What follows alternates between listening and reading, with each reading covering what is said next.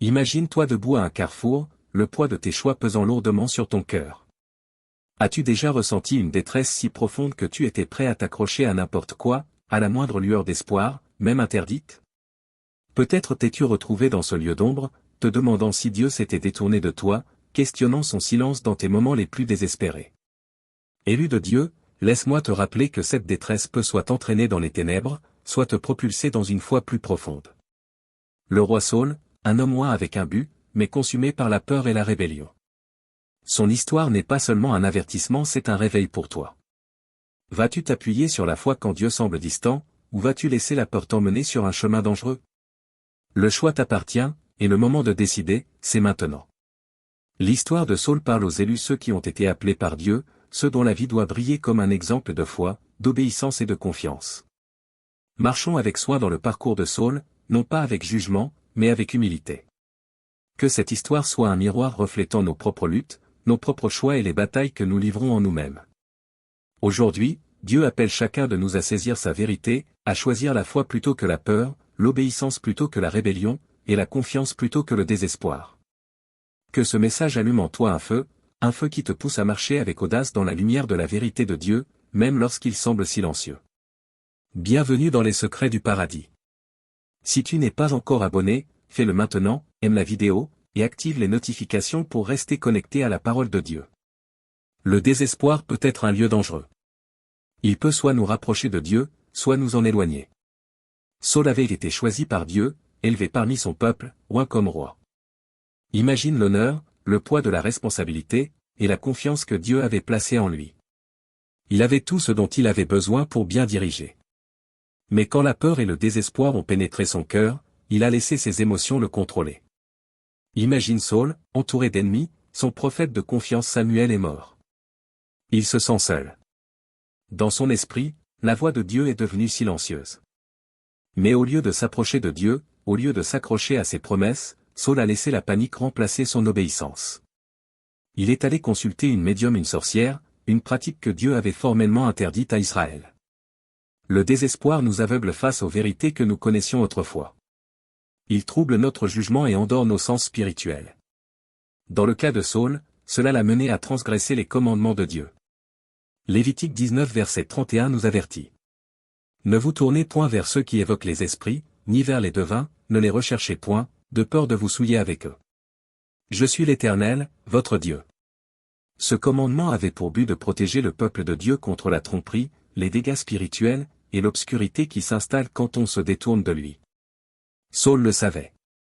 Mais dans sa peur, il a choisi d'ignorer les limites fixées par Dieu. Le désespoir est un voleur. Il vole notre paix, notre patience et notre confiance dans le timing de Dieu. Quand la peur nous presse, rappelons-nous que le silence de Dieu n'est pas son absence. Le psaume 77 verset 2 dit. Au jour de ma détresse, je cherche le Seigneur. Même quand les réponses semblent lointaines, nous sommes appelés à le chercher, à nous accrocher à ses promesses. Le désespoir peut nous entraîner dans les ténèbres si nous le laissons faire. Ou il peut nous conduire vers la lumière d'une foi plus profonde. Quand tu vis ton propre jour d'épreuve, à quoi vas-tu t'accrocher? L'histoire de Saül nous enseigne qu'en temps de peur, nous avons le choix.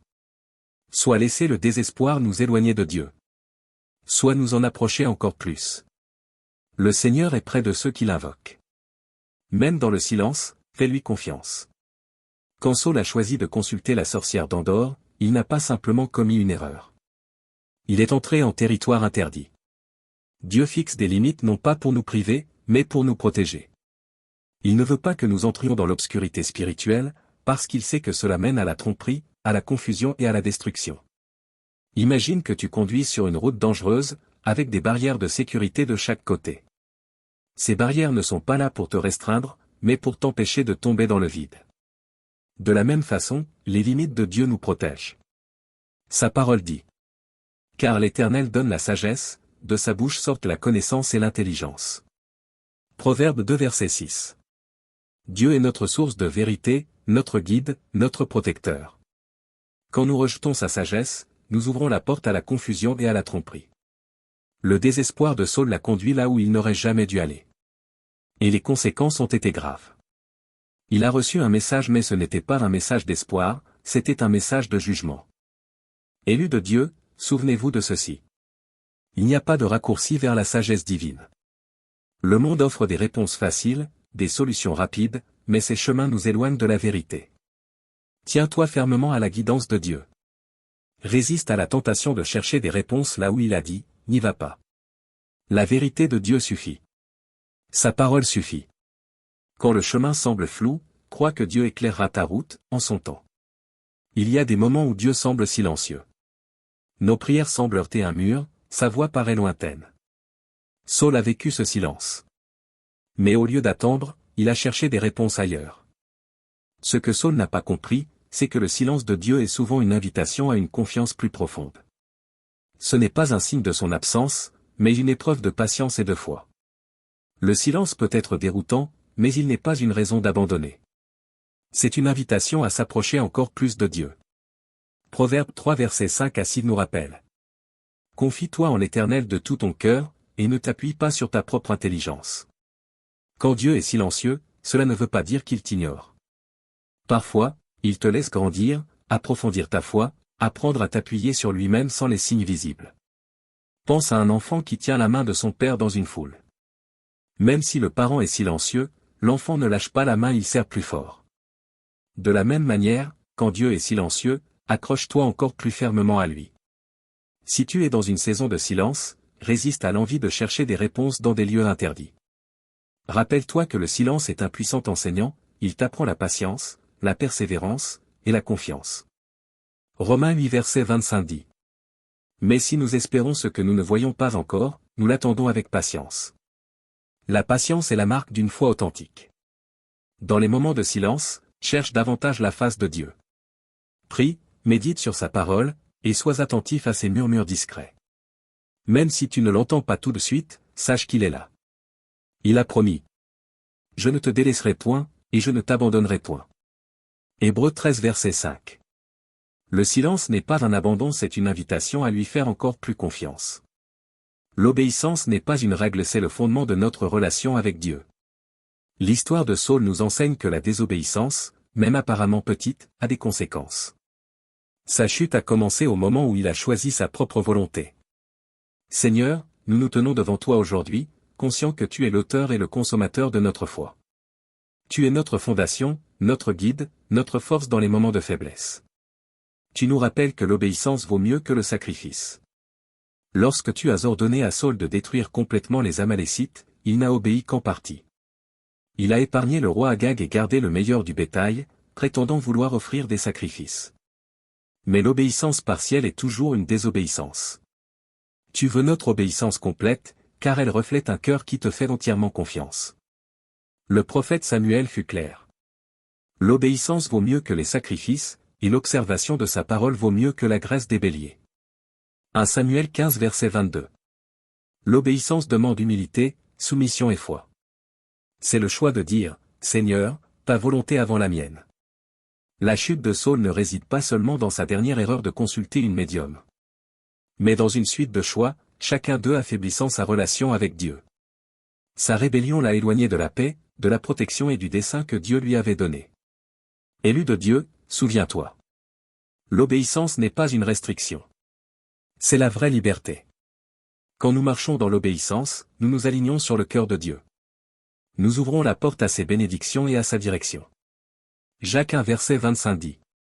Mais celui qui aura plongé les regards dans la loi parfaite, la loi de la liberté, et qui persévérera, n'étant pas un auditeur oublieux, mais se mettant à l'œuvre, celui-là sera heureux dans son activité. Que l'obéissance soit ton rempart, ton guide, ta force. Choisis de faire confiance à Dieu, même quand le chemin est flou. L'obéissance est la clé pour vivre dans la plénitude de sa bénédiction. C'est ainsi que nous montrons à Dieu que nous l'aimons, que nous lui faisons confiance, et que nous le plaçons au-dessus de tout. L'histoire de la sorcière d'Endor nous enseigne aussi les limites sacrées que Dieu fixe concernant la vie et la mort. En consultant cette médium, Saul est entré dans un domaine qui appartient à Dieu seul. L'au-delà ne doit pas être exploré par des moyens interdits, il appartient à Dieu, et à lui seul. Lorsque nous nous tournons vers des pratiques occultes, ou que nous cherchons à consulter les morts, nous disons implicitement que la parole de Dieu ne nous suffit pas. Mais la guidance de Dieu est suffisante, et sa sagesse est parfaite. Ésaïe 8 verset 19 nous avertit. Si l'on vous dit, consultez ceux qui évoquent les morts, ne consultons-nous pas notre Dieu? Dieu est la source ultime de vérité. Et nous sommes appelés à le chercher, lui seul. Le monde peut proposer de nombreuses réponses. Mais elles ne sont pas enracinées dans la vérité. La parole de Dieu nous donne tout ce dont nous avons besoin pour comprendre la vie, la mort, et l'éternité. Respectons ses limites. Cherchons nos réponses dans sa parole. Sa vérité est une lumière qui nous guide, une lampe à nos pieds. Et nous n'avons pas besoin d'autre source. L'histoire de Saul est à la fois un avertissement et une direction à suivre. Le désespoir, la peur et le silence ne doivent pas nous mener dans les ténèbres. Dieu nous appelle à tenir bon, à nous accrocher à sa parole, et à marcher dans l'obéissance.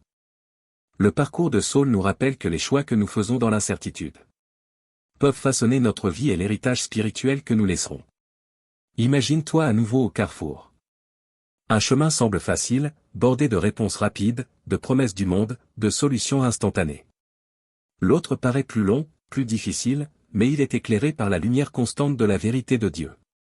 Lequel vas-tu choisir? Quand la vie devient accablante, quand les réponses tardent à venir. Souviens-toi, tu n'es pas seul. Tu as un Dieu qui t'écoute, qui t'aime, et qui marche avec toi-même dans le silence. Dans tes moments d'attente. Laisse la parole de Dieu être ton encre.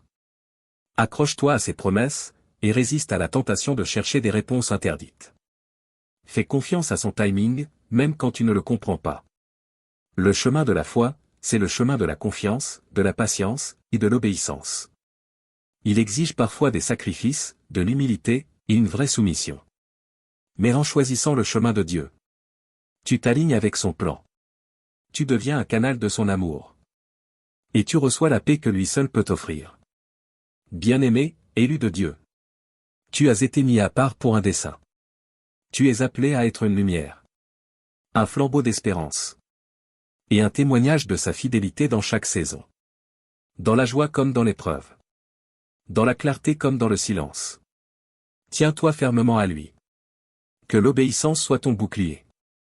Que la foi soit ta fondation. Et que sa parole soit le feu qui brûle dans ton cœur. Tiens bon car il est avec toi. Foi le seul qui éclaire notre chemin, même dans les vallées les plus sombres. Nous déclarons, en tant qu'élus, que nous te suivrons, que nous t'obéirons, et que nous t'aimerons de tout notre être. Seigneur, tu es notre espérance, notre forteresse, notre aide toujours présente dans la détresse. Nous te remercions de nous écouter, de nous porter, et de nous attirer dans une relation plus profonde, plus intime avec toi. Au nom puissant et incomparable de Jésus, nous prions. Amen.